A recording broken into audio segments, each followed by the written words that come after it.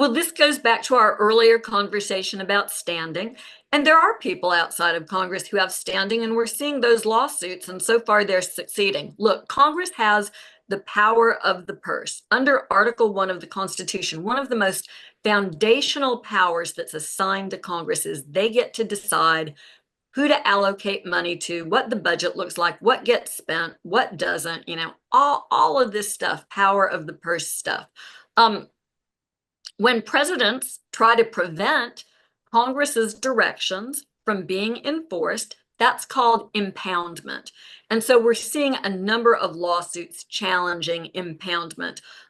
We saw this with some of the USAID, the dissolution of that agency that happened earlier, but there are other sorts of lawsuits. And there are people withstanding. There are both employees of the agencies and recipients of the aid or of the spending. So I think that we will see a strong line of cases in this regard.